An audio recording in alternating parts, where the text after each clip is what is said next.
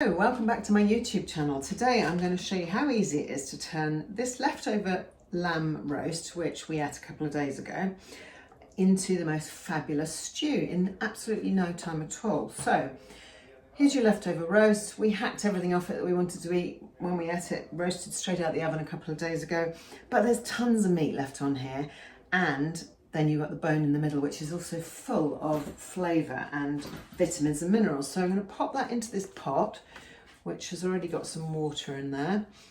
And I'm going to put the other bit of the leg in there too. And then into that I'm going to add, I've got some mushrooms and peppers and a chopped up carrot here in my pile of here's some I prepared earlier. Love that expression. So what I wanted to show you was how easy it is to make something that is super delicious and creative and will be different every time. There's no hard and fast rules about what you can put into your stew. Just put in whatever you like, so whatever you like to eat. So if you know that you like onions and you know that you like garlic, as I do, that can go in. So that's a red onion's just gone in there.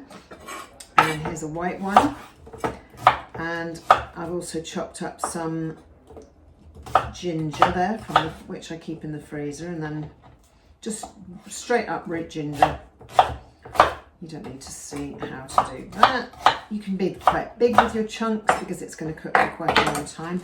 Now, I'm going to cook this in a pressure cooker, and the beauty of a pressure cooker, or maybe you know it better as an instant pot, is it speeds up the cooking time, and it's fantastic as well for it's kind of sealed, so you end up really extracting all the goodness out of those bones, but in a really short time. So instead of having to boil it for 6 hours, 8 hours, 10 hours, you can literally do it in an hour or two, or whatever time you have.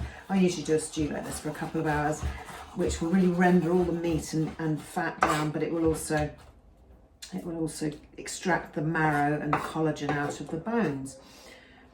There's my garlic clove, which was enormous, so I'll probably just put one of those in.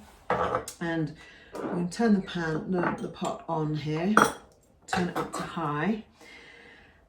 I have water in the pot already. You can start from cold. You literally are going to put all your vegetables in. That was what my ginger looked like. I just took a chunk off and chopped it up. I didn't worry about the fact that there's some skin on it. It's all good fibre. I'm going to put a good teaspoon of it's a couple of teaspoons of sea salt into there. I've got some pepper. You can see all that. Love pepper. Love spicy flavour. So let's put some cayenne pepper in there too. And the thing about cooking, and people get very wound up about, oh, what's the recipe? What exactly did you put into that? My recipes are always different. It depends on what I've got in the fridge, what I feel like eating. I love cinnamon, so let's put some cinnamon in there. All my spices, all my ingredients are organic because I don't want any nasty sprays, pesticides, growth enhancers, nitrates. I don't want any of that rubbish all over it, so I always buy organic. Here I've got some rosemary. I'm just going to put some from my plant on the patio. That goes in. Here is some chives, which I picked up yesterday when Aldi had a load of eco organic herbs in. And I keep herbs in the freezer, that's why they're a bit soggy.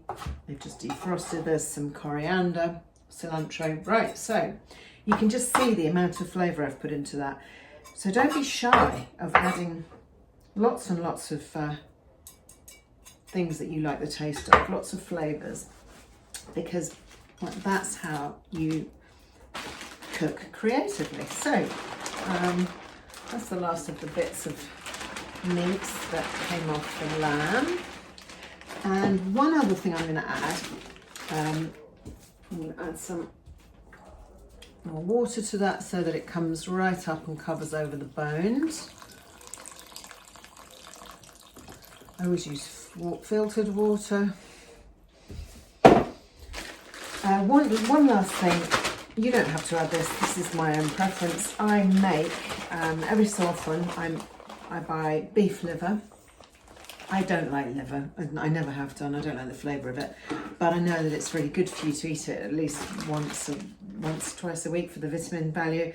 So I cook it up, I fry it lightly, and then I blend it in my NutriBullet, and I put it into an ice cube tray, and I end up with these liver cubes, which I can then add to my soups and stews for some livery goodness without actually having to. It will add some richness, it will add flavour, but I won't have to recognise that there's liver in there because I don't like liver. So if you like liver, then that's great. You can just eat fried beef liver and really enjoy it. And although it's not great to eat more than, I say, once or twice a week, because if you think of the size of an animal and then the size of its liver, it's very, very concentrated with strong vitamin A in there, and lots of iron. You don't want to be eating too much of that type of food. Certainly, you wouldn't want to be eating liver every day. There we go. So I'm just going to give that a bit of a stir.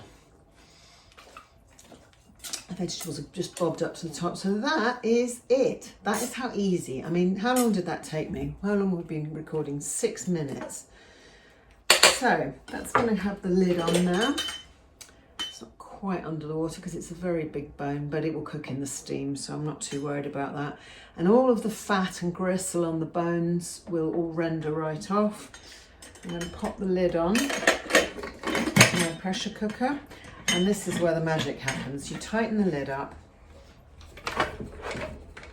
and when that comes to the boil, it will start hissing. I'll just turn it around like that. And this little gadget here will start spinning and hissing very loudly, at which point I turn the heat right down to 1 or 2, really low. So it's just going to simmer away there. And then I'm going to time it for, let's say 90 minutes. So I will come back in 90 minutes and show you how good that looks, and you'll have to believe me that it tastes good, because of course you won't be able to actually taste it. But that is how easy it is to make a really sustaining, delicious, lovely meal that you can throw together pretty much when you get up in the morning and cook it, and then turn it off, and when you come back from work it will be ready to feed the family. You could also, if you wanted to, I don't eat much in the way of root vegetables, but you could throw a couple of potatoes in there, or you could cook some rice separately to have with that. But since I follow a mainly ketogenic diet, I don't bother with any of that, but I'm going to absolutely love eating this. So I will see you when that is ready.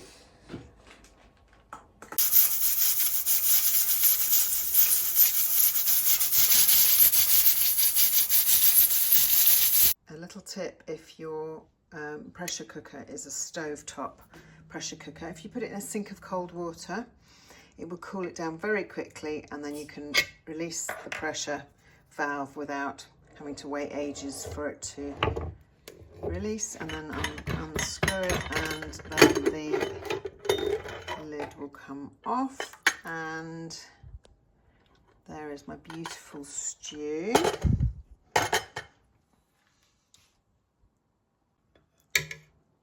So all the vegetables have cooked beautifully. The meat is literally falling off the bones.